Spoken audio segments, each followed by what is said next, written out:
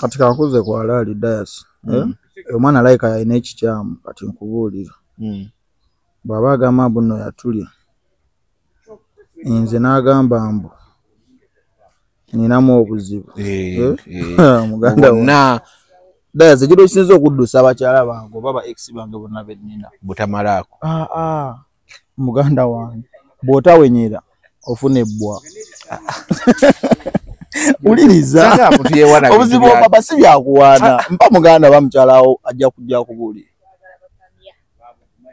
wesa muteeka anaate banzibe buzibu ogambye eki Dias nze bw'otakyusa ntambula okuwenyera ofuna ebbwa kati omuntu atugeesera nga nze ntya okitegeera naye omwana oyo waba talina kyeyaba nanze namulya ayina obuzibu agenda bw'omusawo. Tuli ku Truth Media, just go subscribe, like, follow. Ndine Joseph Famous. Actually, ekisinza okundesa Joseph Famous olina tune empya. Ekyo kimu. Kyakubiri. Lwaki okumugenda mu bbala nga muli ali abaana? Baana kibe tuli ali mu bbala. Naleeta wano omwana n'agamba gwe n'ekikoosi kyo mwenna Bluefire yabayisaamu eggaali. Joseph Famous. Ate nga Joseph Famous zolabikira mu bintu bingi nnyo ebyokwegatta kuva wa Jostede. Omwana Dias. Sikulimba. Olabikira mu bintu bingi nnyo ebyokwegatta ebyo kuva wa Jostede. Nga tunagera ku tune mpya. Kuba tugenda gyogerako. Voice tune bagitani? Tune bagita Butoola. Butoola. Yafulumye ddi? Yafuluma naku nye mabega. 4 days ago. Wafulumiza Butoola. Yeri ku YouTube. Butoola. Okay. So, olima lukwata kuki? Olima lukwata ku mukyala wange. Nga muwana obuwoomi bwasusse.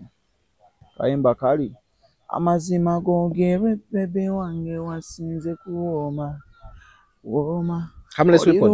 Oluli mugure bitamanyi bamuwoomya. Ogambe ekigambo kyekyo. Harmless Weapon. Ekyo kyeki. Omwana n'okulira okulaba ku live naye. Harmless Weapon yani.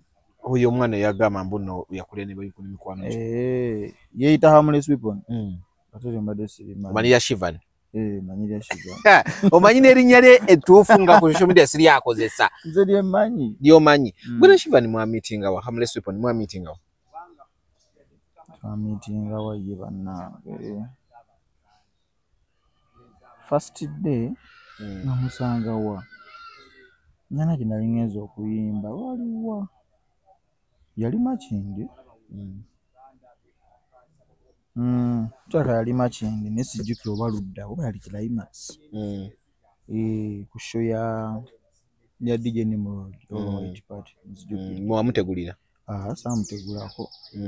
Yandikodinga nga ndi mu kuyimba najja nanfuuwa ne ku ssente. Kogwe. Nenzikwata ssente.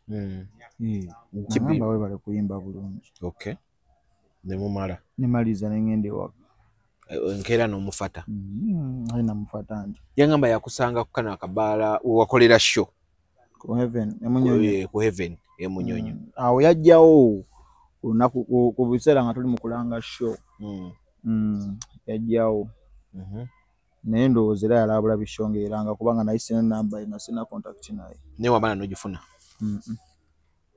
Nenga ate ntiro kula ku TikTok live naye. Anti after twasigala aje nakomanga okumusanga netandika okufuna ndowooza enkwatagana naye ng'ennamba nalwawo ddala ogifuna. Naye ng'ogiina kati. Iyo ngambi walwawo ddala ogifuna. Anti bwe nagifuna ne maana enjijjamu. Ngomaze okwegatta. Segattangako naye naawe. Naye ate agamba mwe olina ekikoosi kyo mukozesa abawala kirindi ono wa muto oli ng'amukwata era mwali mulowooza mmwe mwamulya ye abalya. Kati anti bwe buzibu bwebwo tusobola kulowooza mbu ffe abaalya nga ate ffe tumanyi twalya. Anti kati mwe kye mwalowooza. Kana ayinza okuba nga bulowooza nti ye yalya. Kumbe mwe mwalya. Kumbe twalya weewaawo just omuntu osobola okuba nga gwe wawukkuuka.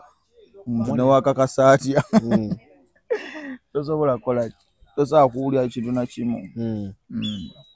Mwagisanga muwala yawukkuuka. Ni muwala yakigwogera. Oje kushibana. Oina girlfriend? Oli gundi gwe yabba yesterday. Kwe yakuba kabawala basatu. Babiri. Nofuna omulala. Bwawulira ebintu bino byotambulyamu mbo mukozesa bawala kirindi bikibe bya bichani. Kyensinga okwebaza just Mungu yampa omukazi ategeera nti gwe oli muli. Sindi muli. Ategeera n'amanya bawo omulimu gwakola kukola ki gwakwegatta. Mulimu gwa mbutaala so buli kimu aba akisuubira ekisobola okuvaayo okitegeera. That's essaawa zino ssebo nange omuntu n'akeera ku makya n'avaayo n'agamba nti yakodde kitwewuunyisa nnyo nga bw'anaavaayo n'agamba yali omubazi okitegeera oba omulimi okitegeera. Omuntu yenna ali mu kamera ye abantu kibawanya attention omuntu n'avaayo n'agamba nti yakola ki yakulya.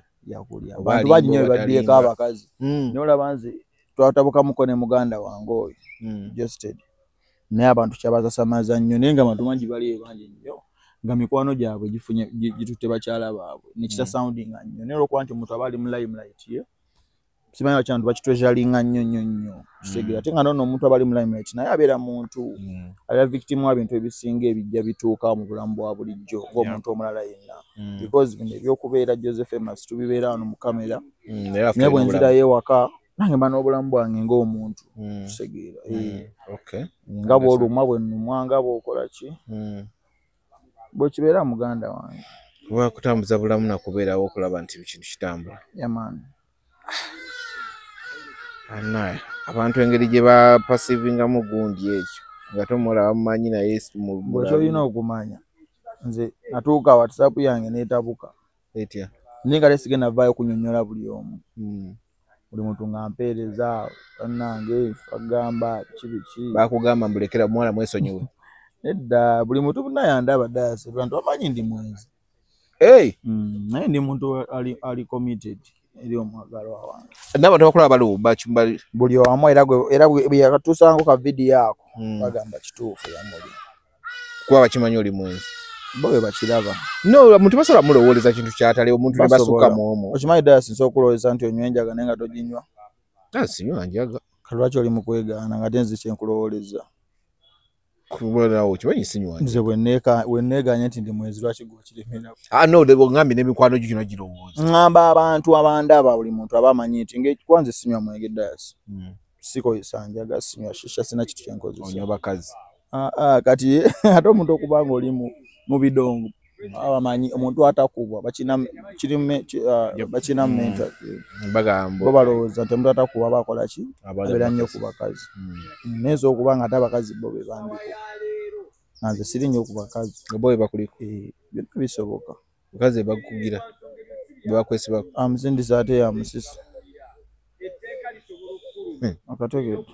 nkategedde naye kati omwana wajja nakola statement yo n'agamba Joseph Famous namulya nendiirako ne bakwano be basatu wabula ebulayo omu yekka akyannemye naye ali mu target n'atera mmwe mwasooka ne mwetunamu ne mugamba ni bw'atanalya ni bwe yalya munene kati kankuze ku alaali dayasi omwana alayika yalina ekikyamu kati nkubuulira bw'aba agamba buno yatulya nze n'agamba mbu ninamu obuzibu muganda wonna dayasi ekiro kisinza okuddusa abakyala bange oba ba ex bange bonna bennina butamalaako muganda wange bw'otawenyera ofuna ebbwa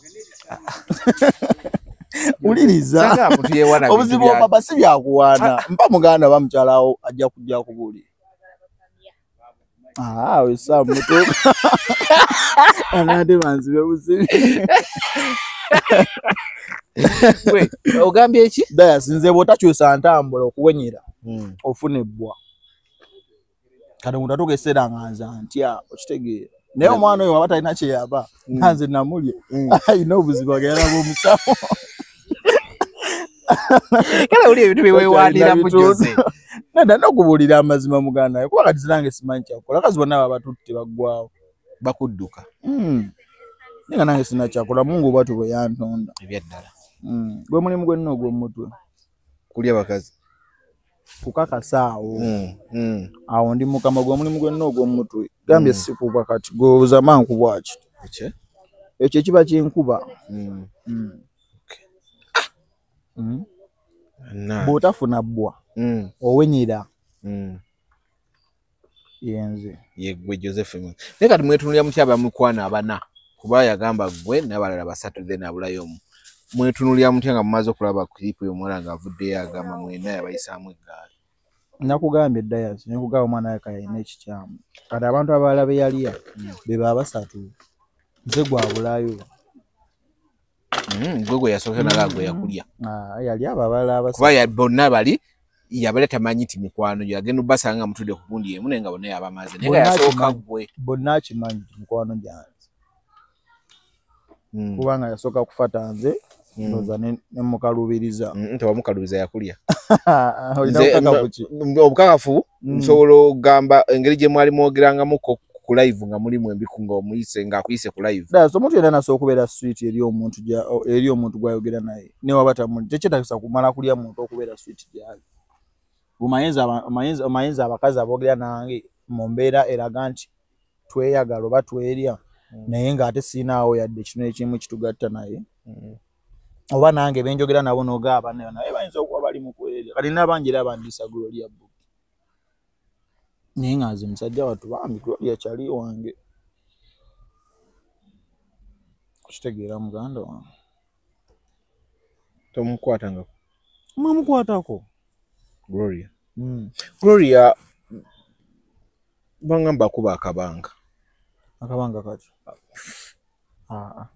tagiramu mpozi gyabeere walala naye nze sikimulabangako mu maaso gange sikirabangako yadde so okubanga muna alina gyabikozeseza abala gye babeera nze gye sibeera naye kale gwe music ogenda mutambuliza ku bakazi si kwe mutambuliza jesola mwana simanyi lwaki Dias endongo yaffe eno yayonooneka nti endongo buli muyimbi alina ekintu ekitambuli endongo ina ekintu kyetambulirako mukitegeera nti bw'osanga liri puzzle endongo yetambulira kuki kukwogera nti bw'atayogera tabawo nakitambula ojja osange gravity omuntu naye endongo yetambulira mu bintu byakola ki byakuwemula mukitegeera byakuwemula sige mawulire gabeeramu osange Gulunedi naye nti abeera mu bintu byaki byabakazi so kati nange nsobola okubanga yensi kyeyanteekako kitegeera mbeera nnyo victim mu ntalotalo z'abakazi ate nga nange oluusi ebimu bambi manyiiko ebyanga sibimanyiiko kitegeera naye olwokuba nti gwe ne music gwoba oyimba kale be twasaa kuwayiriza lipazo ku bintu by'abakazi oba gravity enyimba ze bayimba tekisoboka era kati fe abayimba ennyimba z'abakyala kwanza enyimbira abakyala fe abakola ki si bakyala buwala nyimbira abakyala buwala Joseph Famous anti kati nze nkulaba na buwala ki mbuli ala buwala anti nze mbasi bumanyi noba mu busomboola wa ewa bwani omwana Dias ekiro n'okusa eggaali yo kubeerako obuwala buna oba tugenda kuluusi mba mugenda kola n'obuwala abala nze batambuza endongo yange naye nga tesibe nyimbira bakyala naye tugenda kikola tutya twesabire okubajjamu ebintu ebyo twesabire wena kolabo ne Gloria Book nesi nawa kujita naye bana wegenda mu studio mwamala mwina kumeka ebiro bimeka omwana Dias ekiro kimu ssebo ekiro kimu wali mu mazzi ali mu mazzi basi eri wali neyange eri wano nakayimba kalungi kajja banyumira ate kaza butatinyumira kuba video kamugenda gikola kumpi nga muli bukujja kisoboka gwe oyagala okweyambula ye mweyambuze ate gwe wae boolio baliwo oyambadde amanyi kyo bangisaako kati okomya mu mavivi zino zifulayi azokubanga oli ku bwangu ng'ogenda mu byalo tuli ku that truth media just go subscribe like follow ndine Joseph Famous alina oluyimba olupya baluyita Butola support him aka video kyoka nze mba nkoze interview ate ne baddamu ne bakansindikira owaayi ne babuza bali atatize be musirika zina koze interview ka video byo mwana ngagamba yabagatta basatu abuzaayo omu yabali akirindi yono yenze gwe babuzaayo gwe basookerako ne balyoka bagenda kubaddako ekitegeera nenga gwe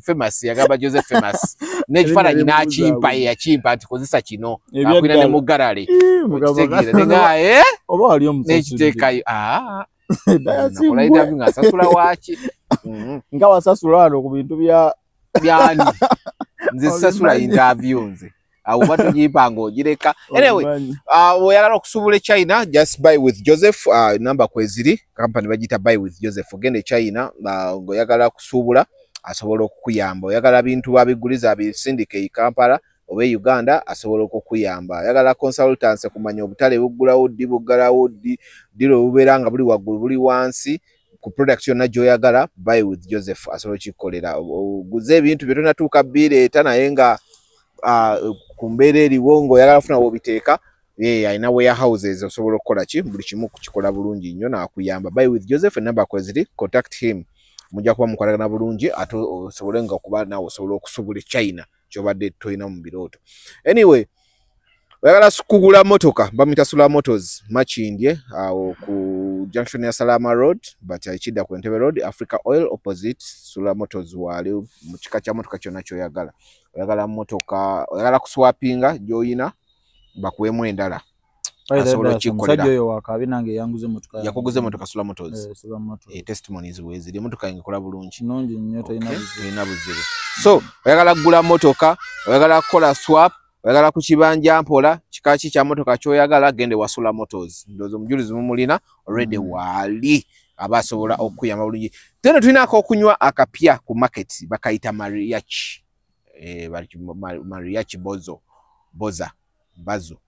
mariachi gende okanonyeko just kanusu 10 you want to refresh yourself bakaita mariachi kakozese blood pressure kakozese infections kakozese kalimu ebintu bingi nnyo product nungi nnyo kanusu 10 gogenda buwenzi kudduko gambe bampeyo ka mariachi olunaka kuwawe katikanywe ojja kuwulya nga you've refreshed yourself ena kuzo musana mungi nnyo muketanire okay nchali ne Joseph famous tuchali wano tambula mpola nekati njagala tugende mu side ya music endonge tambule etya endonga alhamdulillah nakuzino baji receiving bulungi ya bintu byachuka mu kati ndambula byachuka muko Mungu mwebaza ate tebinatuuka wembyagala okay na at least abantu ba appreciating okay wakola show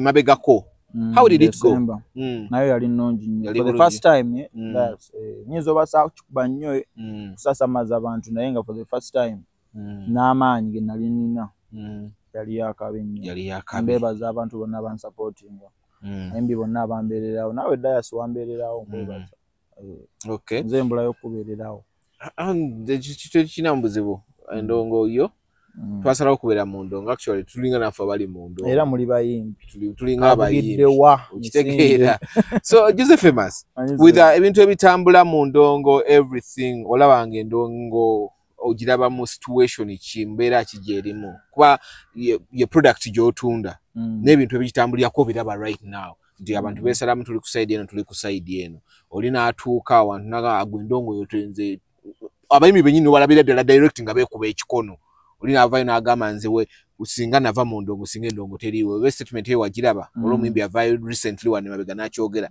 nti mba kuva mu ndongo singa endongo teriiwe ngamba yali agenda ne ba producer yali agenda ne ba writers yali agenda byonna buli kimu ebyuma yali agenda nabyo baladamu ku recording ndowooza so tell me njagala on your perspective endongo with the industry now gyetulinga nayo eri etya gwogiraba otya nze kyendowooza endongo oyatuuka kati ekyali endongo eri yaliwo oba yasookawo generation ziri eri endala endongo ya generation yaffe first of all eri mu kuyiiya nnyo ekyokubiri ng'omaze okuyiiya ennyo olina okuteekamu ennyo because tebikyali ku talent nti ono alina talent ono yakola ki really endongo yatabuka Dias singa yabadde eri ku talent singa abantu abasinga abali talented bebasinga okushayininga okitegeera naye nalabyeko gundi ono bamuyita Kapeke yali alina interview gy'aliko n'agamba bino eby'amaloboozi yabiyimba n'akirealizing nti by'amaloboozi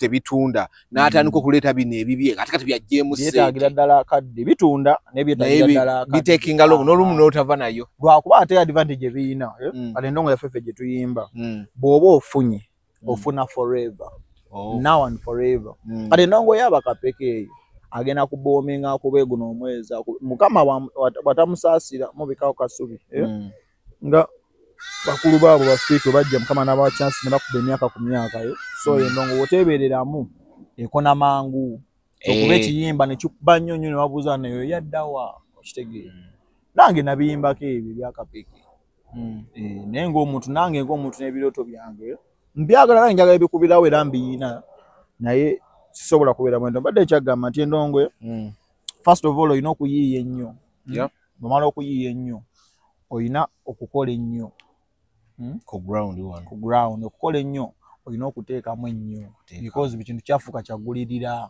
okitegeera nedijja okuzannya akayimbako ngate nekiye ekimusasuza okujja mu kifo okuzannya kujja kuzannya ndongo kyokka nawe olina omusajja naye ate naawe olina okuddamu omusasule azannye endongo naye nga li kyekyamuleese okuzannya endongo kati mwana endongo yaffe bwe tubwe yatabuka nti ogenda sanga n'omuntu naye ajja asasule nga gw'osasudde bazannye endongo omulala ajja asasule bagaana ogizannya okitegeera so bali manyi ebyo byakoma ebisobola kukoma byakatandika biringa bitandika okutandisa si biringa byakatandika musajja basasulira ddala gwenze twatabukamuko ne muganda wange oyo Justed nina abasajja abanteerako ddala nga akasente abangamba mube paka ku ttaka olimba sajja nga ate bamanyi nga kusasula nga bansasula naawe n'ovimba nogaka mukube saamukuba namukuba wagezaako saagezaako nayogera gye kyaliwo kyekyakuluta okwekuba mutima nogamba naye waeka muleka akola ebyo nange nkola ebyange ng'omuntu dayasi siri muntu wa mutima mubi ekyankozesa ebyo byonna bye nakolako ebyo byasooka bwali busungu ku mutima because ekisinga okutuluma dayasi okimanyi omuntu gw'otayagala nnyo takuluma nnyo ng'akoze ekibi okusinga omuntu gw'oyagala ennyo so I love Justed so much I love Justed with all my heart okitegeera because ye yankola mu lulimi olutegeeka kino kyendi abasinga bantegedde ku lwani kulwa Justed weewaawo abantu baba n'ebibi byabwe netulina n'okubasiima so nganze omuntu nafunamukko obusungu ku mutima nga naawe omuntu omulala bw'ananyiiga n'abeere taata wabe mama ona wakunyiiga so najja nga ankola ebintu bingi naye nga nkola ki nsirika naye eki kintu kyesembayo okunkola kyantabukako ne ngamba si ono gy'alina okukola ki si ono alina kinkola kyoba natabuka ne ngamba ne banne bwe sivaayo okwogera kigenda kukoma bwe navaayo nejogera tekyakoma kati tuli tutya mwaddamu uli muganda wange okitegeera tuli bwe tuti okitegeera so kati ebiseera ebisinga maani n'ekintu bw'otakiteekako kkomo kiyinza obutaka omwana wakeera ku makya natandika okumanyira ewaka bw'otamulaga nti ekyokoze kibi era n'omuwoni ngoba n'omukuba kisigala kikula alagaye kino daddi ali fayini nakyo okitegeera naye bw'ovaayo n'omulaga nti kino kyokoze kibi okitegeera ateera namanya gino daddi takyagala kino akyagala so kati nange nakola ki nayagala nasalawo nkole kinali nsuubira ekituufu okitegeera ate era naye yali yeetaaga obuyambi musajja wange okitegeera era bwe nayogera abantu bakola ki bamudduukirira ne bamuyamba kati yatereera okay mbadde akuba nti ontuteeko keeyo mbadde nkyali ku saidi eno ey'endongo eyo tiktok eno ebakoze bulungi ebakoze bubi eyongedde kwonoona ekituufu kiri nti tiktok eno abamu bakoze bulungi ina bekoze obulungi ngera ye bw'omubuuza yali ataddeko oluyimba lwe ku TV nga tamanyi na system wetambula kitegeera abo be bakoledde bulungi abayimbi ba tiktok fenna tubamanya bavudde ku tiktok n'aba TV ebakosezza nnyo because omusajja yagenda nga n'amanya balina okuteeka oluyimba lwe diaspora luzannye essaawa zino ne waluteekayo tekola ki impact ate alina okudda afate eno ku ground kitegeera tiktok ye ekutte neefunza endongo egina mu 5 nti oba oyagala oba toyagala ku generation yaffe kati ogyetaaga kitegeera gwe ne oba TV zonna zikumanyi TV tekyakola muyimbi essaawa zino ng'emazima osanga ne ku zi shows ku events ku zi conferences nga TV personalities batini nnyo ku ba tiktoker Okitegera baba YouTube okitegera. So nze kyendowooza ina beekoze obubi ate ina beekoledde ddala obulungi ng'era oliyo omulabo ogamba singa teyaliiwo noza singa akyalwana akyatoba okitegeera. Okay. Naawe Dias ekoze bulungi nnyo TikTok. Ekoze bulungi nnyo Dias. Lwaki ogaana?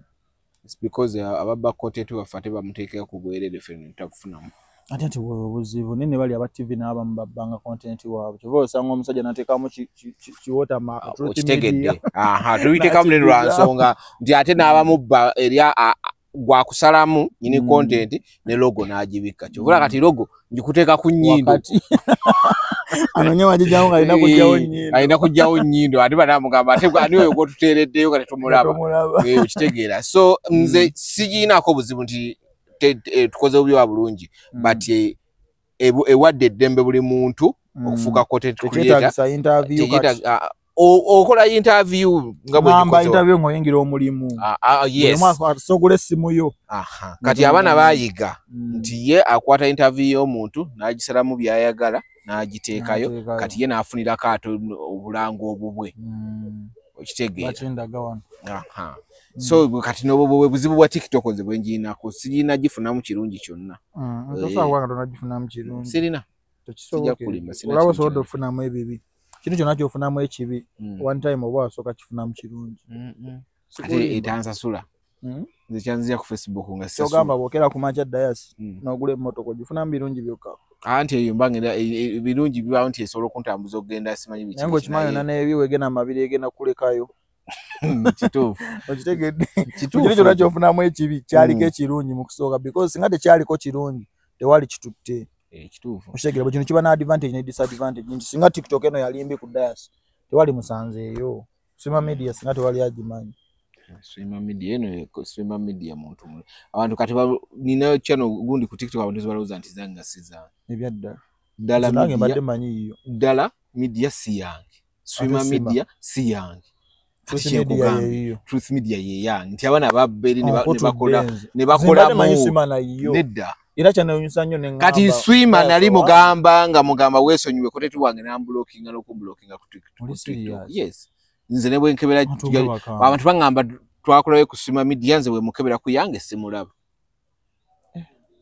Nze amazima alona mu ggulu bulijjo ntunulya ne zi interview ziri erize nalaba omwana nga njogera ku ngamba Dias anti nje nkugambye atya ngera nga manyi gwe era omusajja n'angamba eyo ya Dias gwe mukobere mwana bajja ku YouTube najjayo ngomanya abantu bangi bakyali bangi nnyo abalinganze bamanyi sima yiyo bangi nali njogera ne muganda wange oyo Enoka manager bitu sira yangamba nti sima yiyo kati ate yino mbera naye almost on a day naye bulia yate naye wabate bwamanyi katogena kikola otya nandi kugambe kati tolina ngeri ki bwebo obi TikTok obadde ogamba bweriko anti kati obuzibu bwe balina akwana n'asalamu clips 10 mu video y'eddakiika 2 kitegeeze video yo n'agitaddeyo oli anajja ati okulaba ewange nga wali agirayo mu butundutundu tekisoboka. So kyekyo nga tumaliriza what are you up to this last year watuwa waliwe introducing unveiling this year tuyina ki oyina oluyimba olupya olugattako ki this year ku mwaka almost gwakatandika tutambula tutya this year okulaba nga tugumalako nga either oli ku top oba oli mu average. Omanyi Dias fe mulimo gwaffe nga abantu we humans we plan but God decides. Yeah, but era of course wadde Katonda yasalawo ayamba yeyamba. Kati nange ng'omuntu mane plans zange bwe waawo temuyina ate kugonsalira nga ate tezituukiridde. Bulungi nnyo. God forbid sagaze emetuukirira naye just ng'omuntu nina akayima kange bakayita butoola naye maaso awo ngenda kuta akayima kange ne Josted bakayita nkwetaaga. Video twagishootinga weeri. That's good. Ngenda okuta then omwaka eyo nga guggwako nakashoka nga bakayita Dine with Jose Famous. Tambulidde mu concept ya Josted. Dine with Josted, Dine with singe badde concept ya singa tesabeerawo. Okay. So gonna tukoleyo Dine with Jose Famous. Dine with Jose Famous. Date nja kubanzi bagamba n'ekifo.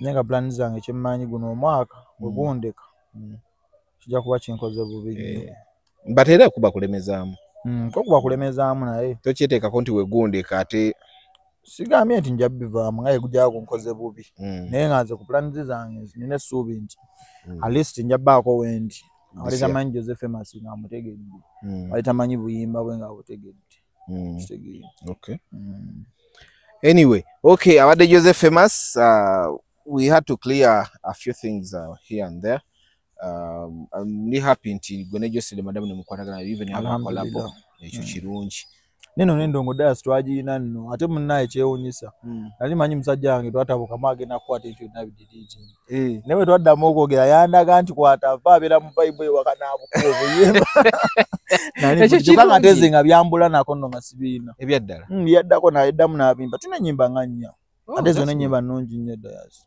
just mwana endongo yaffe yatabuka kati ennyimba ng'ezo bwozita obuti bwotyo zitabuka ebibika bingi enaku zebibika endongo ogenda kuba alowooza ote kati wuyo mwana agamba ate ze namulya ne bakyali bukirindi naye asooka atabuke esimu yejjula ebifo ky'okujjula endongo kitegira mwana mwana n'ebintu ebimu zisikyagana byogerako mumaani bantu bangi bategeera tuwaddamu ne Jostid nga kati otuuka ekiseera dayasi ate okyalina makulu maani buli muntu akulabanga gwe ba interview okitegeera wena mu interview kino ate Jostid akoze kino ate gwe oli yagudde yakoze kino ate kati kino okitegeera mwana bakozesa ebintu ebiri constructive si kubalya buli abawala mukozesa promoting endongo yagitambuze mugire naye ate tekigaana agenda promoting akuba ku ssaawa 12 ez'okumakya era awo mufunamu akadde mukozesa ate akakadde k'omukozesa ng'omwebakako akozesa kubedda kwali mukwogera kuzingamba okukozesa promoting endongo ati kyegamba nti akadde k'omwagala omwegattirako mukakozese mu promoting endongo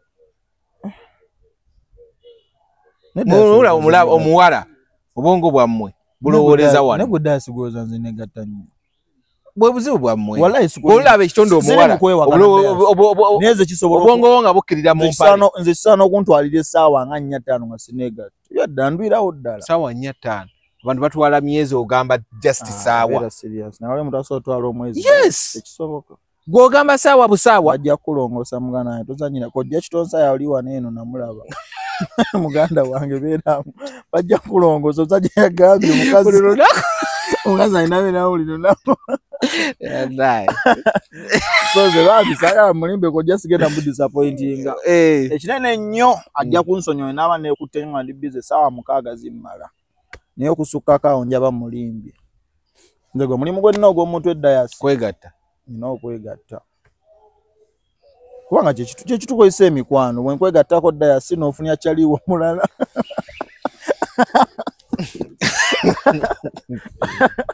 omvugavuga otwala